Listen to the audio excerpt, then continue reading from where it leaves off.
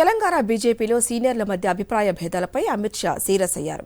ఒకరి గురించి ఒకరు మీడియాలో లీకులు ఇచ్చుకోవటం, విమర్శలు చేసుకోవటం ఏంటని ఆయన మండిపడ్డారు. 2024 ఎన్నికల్లో సత్తా చాటాలంటే అందరూ ఒక్కతాటిపైకి వచ్చి కలిసికట్టుగా పనిచేయాల్సిందేనని అమిత్ షా హితవు పలికినట్లు సమాచారం. వచ్చే సార్వత్రిక ఎన్నికల్లో లోక్సభ స్థానాల్లో అభ్యర్థుల బలాబలాలపై ఆరా తీసిన అమిత్ షా సిట్టింగ్ ఎంపీలు వారి వారి స్థానాల్లోనే పోటీ చేయడానికి గ్రీన్ సిగ్నల్ ఇచ్చినట్లు భోగట్టారు. తెలంగాణలో లోక్సభ ఎన్నికల్లో వీలైనన్ని ఎక్కువ స్థానాల్లో కాషాయ జెండా ఎగురవేయాలని భావిస్తున్న బీజేపీ నాయకత్వం తెలంగాణలో పార్టీకి ఎన్నికలకు దిశానిర్దేశం చేసే బాధ్యతను కేంద్ర మంత్రి అమిత్ షాకు అప్పగించింది. అందులో భాగంగా హైదరాబాద్ వచ్చిన అమిత్ షా రాష్ట్ర బీజేపీ నేతలతో ఓ హోటల్లో సమావేశమయ్యారు. ఈ సందర్భంగా అమిత్ షా పార్టీలోని సీనియర్లపై ఆగ్రహం వ్యక్తం చేసినట్టు తెలుస్తోంది.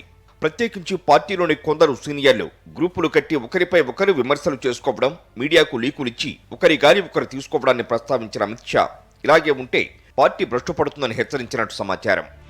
నేతలు ఎంత సీనియర్లైనా వారికన్నా పార్టీయే పెద్దదని వివరించిన అమిత్ షా లోక్సభ ఎన్నికల వరకు పార్టీలోని నేతలంతా వర్గాలకు అతీతంగా ఒక్క తాటిపైకి రావాల్సిందేనని సూచించినట్లు చెబుతున్నారు.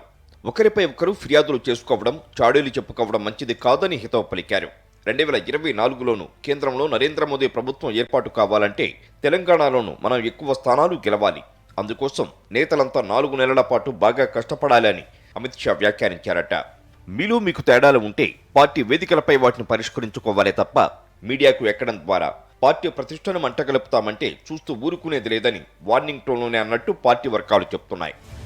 తెలంగాణలో మొత్తం 17 లోక్సభ స్థానాలు ఉండగా అందులో బీజేపీకి ప్రస్తుతం 4 ఎంపీలు ఉన్నారు.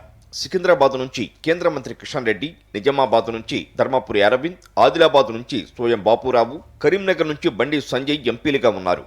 వచ్చే ఎన్నికల్లోనూ ఈ 4 సిట్టింగ్ ఎంపీలు వారి వారి స్థానాల్లోనే పోటీ చేయడానికి అమిత్ షా ఆమోదముద్ర వేసినట్లు తెలుస్తోంది.